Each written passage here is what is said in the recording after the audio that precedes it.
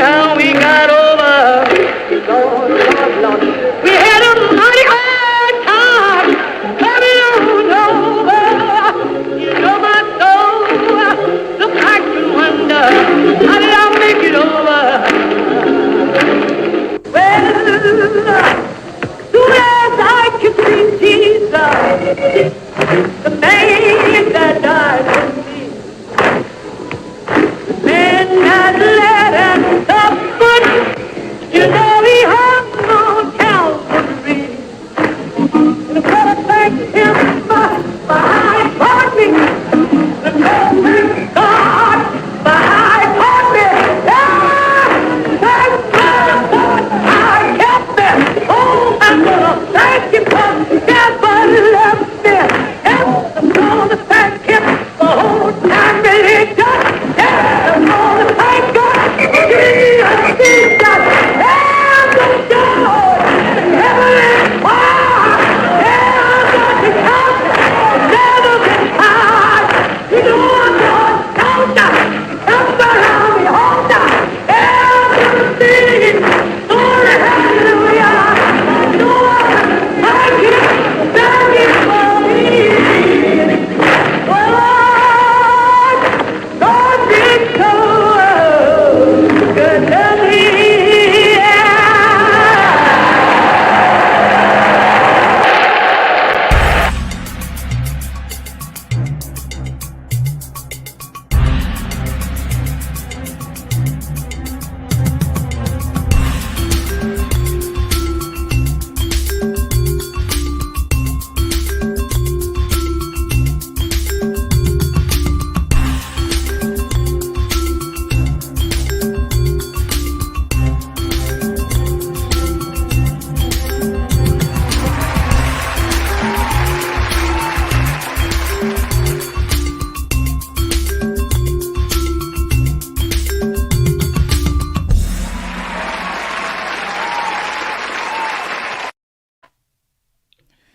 Assalamu alaikum rahmatullahi wa barakatuh, everybody. Welcome to the ShOUT Show Church, Saturday church services with me, the Reverend Preacher Moss. I can see some people going, this is not the ShOUT Show. Yes, it is the ShOUT Show, and I'm the host, Preacher Moss. You're in the right place. I gave you a little taste of something. I gave you a little something. Yesterday you got a little Sammy Davis Jr., today, you got a little Mahalia Jackson, the Queen, Mahalia Jackson, one of my guiding stars, if you will. When I was a child, I would hear it on Sunday in my grandmother's house, and the fruit does not fall too far from the tree. Despite the fact that I've been Muslim for well over 30 years, I'd be lying if I told you that I didn't have some Mahalia Jackson on my phone. In that particular time, in that particular tune, How I Got Over, I thought it was important to show that tune being sung live by Mahalia Jackson at the March on Washington, which tells you just how close the religious body, the black church, was to the political body of black liberation. I could play that cue over and over and over and over again. I'm not going to do it, but I just want everybody to understand, our spotlight today is the Black Church Remix. Now, before we start, brothers and sisters, I don't want it to be a thing where you're thinking, oh, it's Christian. No. We're talking about the body politic of black religion, black religiosity, faith, worship, and hear me now, activism. They're all in a very fine row, if you will. And it's not for us to overlook the beauty of it, the complexity of it, the duration of it, the spirituality of it, because it ties in so much to what is religion here in the United States? What is it for African Americans? What is it for non-African Americans? This is, for lack of a better word, one of the first, if not only, organically placed religions that finds its way out of false religion, that finds its way out of oppressive religion, that finds its way out of leverage religion that tells you, unless this individual verifies or validates you, you don't matter. You don't count. So I started off with Mahalia Jackson because I think people need to know that. You know, there are a lot of people who weren't born Muslim, and Preacher Moss was not the first one. There were a lot of people who weren't born Muslim who understood what the church is and why it's so important. And understanding that the hub of the church was part of a process. Hear me now. Part of a process that gave us strength, endurance, insight, and wait for it, dreams. Dreams of what life looked like if we attached our life to God, as opposed to we attached our life to people who didn't like us, who didn't look like us, who did not have our interests at heart. And right now the remix is beautiful because we have a situation scenario, brothers and sisters, where we now begin to understand clearly that there's a rebirth in the black church. There's a rebirth, of course, in Christianity. There's a rebirth in the Muslim church, the black Muslim church particularly, because we have taken the idea of activism, which has long been dismayed. We spent years fighting with one another, ignoring one another, competing with one another. And this last election, let everyone know that if we don't come together, we're in the same basket. Now, pardon me for being rude. If you're on the show for the first time, and big shout out to my man Salim if you want. If you're on the show for the first time, here's the way the shout out show works. I'm a little bit like the conductor, but you're the jazz musicians. I might write the composition, but I'm going to give you the key and the chord, and you're going to figure out the notes that you want to play. This will no longer be the thing where I'm going to direct all the action of the show. I'm not doing that. That's not my job. At this point in time, I'm opening the platform just like we did for our 300th show, which is a classic show. And I believe I'm going to start having people come on the show, sending you a link, and come on and talk about some of these issues. This may be one of the last few Saturday Spotlights that I actually run. Because the Saturday Spotlight, honestly, is set up for guests to come on, for people to bring on views. We're going to have all kind of people. We're going to have on my Christian brothers and sisters. We're going to have Shia Muslims. We're going to have on non-believers. We're going to have on comedians. Because I think the time is right, per se, to just open up the format. So, if you're on the show for the first time, here it works. I already told you I'm the host. I'm repeating myself, but sometimes people got to hear it twice. The second thing is, don't be a wallflower. You're in a very, very unique place where you're not just going to talk to me. I'm going to talk back to you. I'm going to ask you a question. And guess what? You're in full volition to answer the question any way you darn well please. Now, I have to also tell you now, if it's your first time on the show, you are amongst stars. I have stars in the building. And they are called, without a doubt, the Shout Out Show family, the Shout Out Show soldiers. Okay? So if you have something, get in the comment section. Don't be afraid. Don't be hesitant. Get in the comment section and express yourself. Because I just showed you the bastion of expressing yourself in the African American community is religion, is church, is theology. Let's get the show started. I have my two queens. I have two queens in the building. I know some other queens are going to be coming on here shortly. I'm going to start out with our dietitian, our director of craft services. This will be Miss Ree. What's going on, Sister Ree? Miss Ree, Miss Ree Rollins, Sister Rollins. Thank you so much for coming on the show. Delicious meal yesterday. I appreciate it. For those who didn't know, Sister Ree's menu yesterday was salad with Italian dressing, spicy shrimp, and fried tilapia.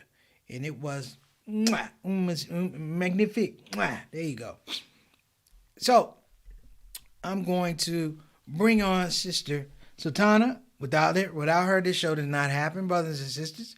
Sister Sultana is, what's the word?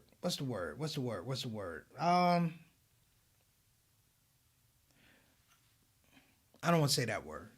That word would be helpful. Sister Sultana is a grinder. She makes sure that things happen. When you're in a creative space, brothers and sisters, when you're in a creative space, and if you ever get into a creative space, make sure you have somebody to bounce ideas off of, or just somebody to make sure that they check you so you don't get too far this way or too far that way. That's Sister Sultana. There's a reason why we made it to over 300 shows. It wasn't me. It was Sister Sultana. It was the people on the show that really helped me grind the course. At some point in time, you know what? This show will move someplace. Maybe we'll get our own show off the internet. Who knows? Allah knows best. But you're not going to get there without steady leadership, steady consulting, and people that are honest with you. I'm blessed because the people who come on the Shout Out show are very honest. Let me give a shout out as well. Sister Ike, all the way from Indonesia. Assalamu alaikum warahmatullahi wabarakatuh. We appreciate you. Thank you so much. Hope everything's well. It's early in the morning over there, but you made it. And we are glad you made it. Let me get some shout outs for people who haven't made it on the show. Sister Rabina, she comes on the show often, but she explained to me that she's doing a lot of work feeding the elderly. So I'm going to say, please keep her in your du'as. Sister Jasmine Fruits as well, doing big things and making sure that we get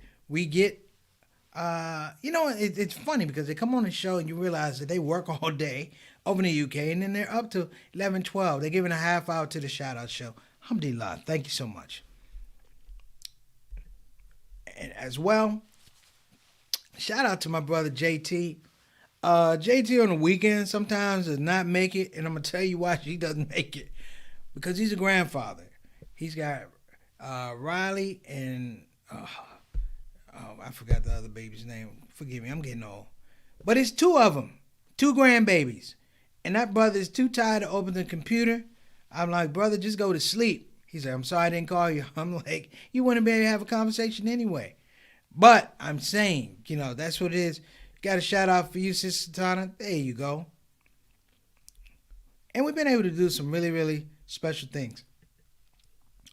So let me talk about it. In fact, our sponsor today for Outside of the Spotlight, the Black Church Remix, is none other than BeFinanciallyIndependent.com. Again, that's BeFinanciallyIndependent.com. If you don't want to go to the website, I suggest you do. But if you don't, when you call directly, call 1-800-679-3175. Again, that's 1-800-679-3175.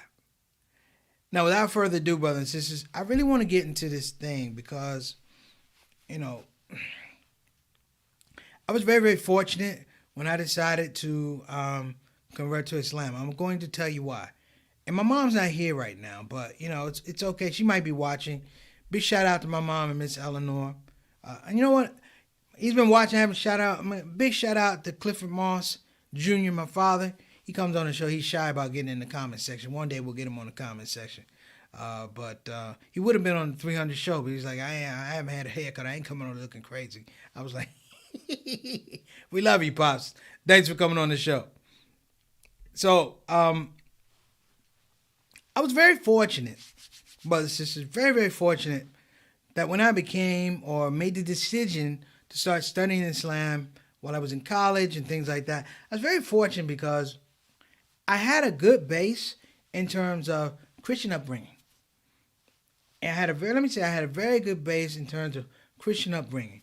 And I was a church kid, particularly on Sundays, Sunday school. Y'all know what I'm talking about. Reed know what I'm talking about. Sunday school, regular service, usher board meeting.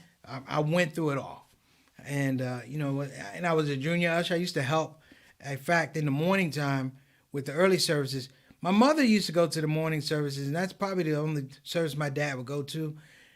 Because we would get home before the Redskins game, because Reverend Johnson, God bless him wherever he is. Well, he's not around anymore. God bless him, and may Allah please bless him and his family.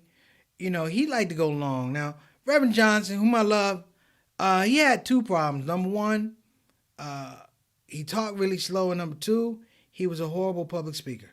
So I'm here to tell you, those sermons were painful, but they were painful. But we had a good choir, and we had people who understood the importance of black church. And the importance of black church back then is really interesting. You have to focus on it because you're coming out of a period, the Black Power movement, and the realignment of black religion. Because with the Black Power movement, particularly with the Panthers, there was a move towards Islam. It lined up that way. And Christianity still had vestiges of SNCC, of course, SNCC and Southern Leadership Conference. Also, he had NAACP. But what was interesting is that they still maintained a certain level of integrity. Let me explain that. They maintained a certain level of integrity. Even in 1975-76, when the Nation of Islam went Sunni, they still maintained, I'd like to say, a certain level of integrity. Because even in the nation, they relied heavily on aspects of the Bible and the Quran. And I used to say, why both? And it was interesting. Uh, Minister Akbar Muhammad said, well, he said, you just can't take people from eating meat to being vegetarian overnight. And I was like, I don't get it. He said both of these books had such a crucial underpinning for how black people grew and evolved in the United States. He said it seemed foolish to just tear them apart. Do you hear what I'm saying? It seemed foolish to tear them apart, meaning they were tethered to one another. There are a lot of comments. I remember when I met somebody and they told me, "Oh, you're Muslim now." I said, "Yeah," and he goes, "Are your parents Muslim?" I said, "No." "Your family Muslim?" I said, "No." He said, "Well, you're gonna have to leave them alone." I said, "What do you mean leave them alone?" He said, "If they ain't Muslim," I said, "Bro, I got to make a decision. Either according to you, I'm gonna leave my family alone. I'm gonna leave this religion alone. I'm gonna leave you alone." And I said, "I'm gonna leave you alone." Because, and undoubtedly, the focus, and I'm going to ask everybody, if you get a chance, watch Henry Louis Gates' PBS special on the Black Church. You must watch it. Hey, what's going on, Altaf? Wa alaikum assalam wa rahmatullahi wa barakatuh. Brother, how you doing, man? Good to see you, sir. But I'm going to emphasize everybody. Altaf, I'm talking about the Black Church remix. I want you, if you can, go on YouTube, look up Black Church with Henry Louis Gates. You will not regret the investment of time watching that, brothers and sisters. Watching it. I mean, I'm going to tell you how deep this is. The women in the Black Church are absolute freaking stars. Do you hear me what I'm saying? Stars. There is no Black church without black women. And that is in the Christian tradition. That is in the Nation of Islam tradition. It doesn't happen. And I'm not even talking about being preachers. Not being preachers. In the Christian tradition, you have preachers. Islamic tradition, no. You have sheikhs, ustadas. Okay, I get that. But for the time being, in terms of nation building, they were amazing. I'm constantly going back and reading stuff. I'm watching this documentary about the Black church, and they bring up Nanny Helen Burroughs. And in D.C., there's a street called Nanny Helen Burroughs Avenue. I mean, it's in the hood, but it's a street called Nanny Helen Burroughs Avenue. And I can't tell you how many times I have trafficked and gone up and down that street. My mother used to own an apartment over there. And I didn't know that Nanny Helen Burroughs was so vital. Hear me see what I'm saying? So vital in the development of the Black church in Washington, D.C. I showed you a clip of Mahalia Jackson, brothers and sisters. And I'm going to emphasize something about Mahalia Jackson. Mahalia Jackson is a milestone for religious interpretation through music in the United States. We don't get the Kurt Franklins, we don't get the Shirley Caesars, we don't get the Rosetta Thorpes, unless we get a Mahalia Jackson as a milestone. And on the March on Washington, the March for Jobs and all of that, it becomes centered by this woman. If you watch Eyes on the Prize, I am not exaggerating that had she gone longer, or Dr. Martin Luther King had to follow directly behind her, he would have had a hard time following that woman. Because her voice, her position, her commitment are the things that really, really resonate throughout the whole thing. How Did I Get Over is one of my favorite songs. Let me get look here. All right. Thank you, Altaf. I appreciate it. Oh, and here's one of my good friends, my former classmate, Kafa. I have to jump off topic for a minute. I want to thank Sister Kafa. I'm going to tell all of you guys why. So, Sister Kafa teaches Islamic school, 4th and 5th grade. So she reached out to me, and I'm like, "Hey, how you doing, sister?" She's good people. She's very good people. She reached out because she had given a project to her children, and they were doing a project on famous African American Muslims. I'm like, alhamdulillah. And she said, wait. She said, there's a little girl in the class. I believe her name is Nabat. She goes, she chose you, Preacher Moss. She said, she chose you. And she thought it'd be funny, or fun, not funny, but fun, if I popped on the Zoom to meet the class and hear little Nabat read her book report, her presentation, or give a presentation on Preacher Moss. Now, brothers and sisters, let's not even play around. Let's not even be. First of all, I was honored. Kafa, I was honored.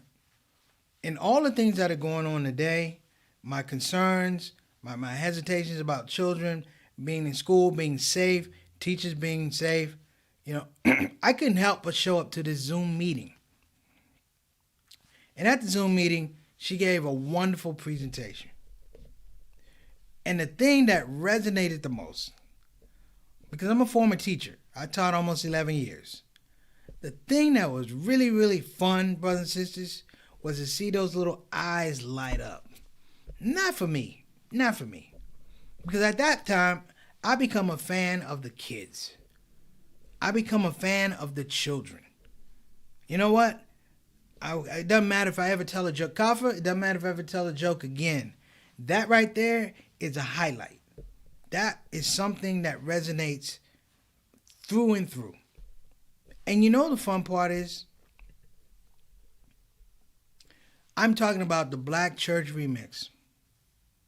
Brothers and sisters, to hear Mahalia Jackson sing How I Got Over in the 60s, on my phone, in my car, at some of the deepest, darkest, most depressing, difficult times of my life, it was one of the few things, outside of just, salat and dua, it was one of the few things that just snapped me out. Like I said, I wasn't always Muslim, but it was one of the few things that gave me joy, that made me smile, that let me think that, you know what, this world is not as crazy as you think.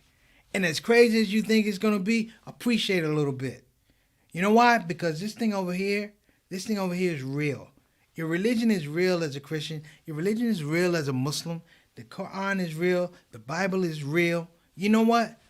Our independent expressions of life and religion are real. And it didn't really hit me that I kind of lost focus about that until I was in that class with those kids. And you know what I saw? I saw innocence. I saw potential. I saw pride. I saw a little shyness. I saw creativity. I saw belief. So as I talk about the Black Church remix, Ree, you know what I'm talking about. When you a bad kid, where you have to sit, Ree? On the front pew. Because the people, they ain't want no problems out of you. And I'm going to give this from Sister Cobb. No, you guys are the best. I meant to ask if I can get I don't know if you recorded it or not. I would really like to show that to my mom and my dad. If at all possible, let me know. But I'm putting a shine on the kids. Because even as a child, hear me now, that music made sense to me. So the Mahalia Jacksons made sense to me. The idea of Black church meant so much. It made so much sense to me, more so than the politicians. The politics of being black, the politics of fair education, the politics of just justice. It was there that you realized how she got over. I wish one day that a Maher Zain or Sami Yusuf will take those lyrics and put them in Arabic and sing that song, because it's a song about being tried and tested. That song doesn't come out of anywhere. That song has scars on it and lumps and bruises. That song is a war cry. Only that song can be sung at the March on Washington, brothers and sisters. Nowhere else, and no one else could sing it but Mahalia Jackson. And so as we begin to move forward, whatever's going to happen in 2021 is going to happen. It's going to happen. But I would employ my brothers and sisters, African-American brothers and sisters, but also non-black brothers and sisters, to understand that there's a powerful thing. There's a connection between the black church, the black Christian experience, the black Muslim experience, quote unquote, the immigrant Muslim experience. We're all in the same boat. And that boat is called hope, positivity, and faith. Now listen, everybody, I got to go. I'm on a couple events today, but I just want to thank you very much for coming on the show. Let me give a shout out to our sponsor again. So please bear with me, brothers and sisters, bear with me. You know, sometimes I move a little slow, but I admit it. So let me make sure, give a little shot. I want everybody, please, to patronize BeFinancialIndependent.com. Again, that's BeFinancialIndependent.com. You can call 1-800-679-3175. Again, that's BeFinancialIndependent.com. You can call 1-800-679-3175, and you can speak personally to the Harriet Tubman of Financial Freedom. That will be Miss Maxine B. Cade Esquire. And she can tell you a lot about that. And if you're lucky and you have some time one day, you can find my aunt actually in the original release of Eyes on the Prize.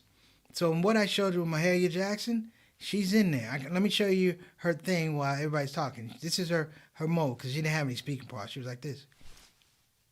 Let me show it to you again. That's her. That's her look on Eyes on the Prize. One more time. Here you go. 1-800-679-3175. Be financially independent. And if you call right now on FaceTime, she'll give you one of these. All right. Oh, not too late, my brother right here. Hey, JT. Wa alaikum assalam wa rahmatullahi wa barakatuh, beloved. Hey, man, I was telling everybody that you had that sometimes you can't come on the show because you're babysitting your grandfather and your children, your grandbabies. Boy, they aging like warp speed. Boy, you look like Back to the Future in reverse. But thank you so much for coming on the show. Everybody, check out the Black Church documentary by Henry Louis Gates Jr. And if you get a chance, go on YouTube and hear the whole song of Mahalia Jackson singing How I Got Over. That's our show for today. You guys have been amazing. Inshallah, I'll see you tomorrow. Have a little fun tomorrow on our potluck. You know, I have some ideas on a potluck. So potluck will preach tomorrow. I hope I see you. I appreciate everybody. Assalamu alaikum wa rahmatullahi wa barakatuh. Preacher Moss, this is the Shout Out Show.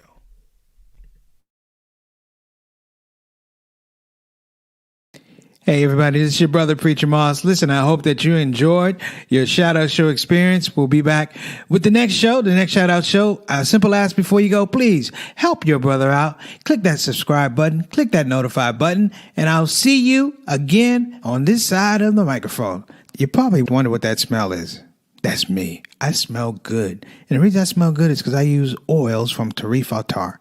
So I'm not saying you can't smell good. I'm not even saying you stink. I'm saying you have the opportunity to smell exquisite. Check out tarifattar.com for some of the best oils and scents in town.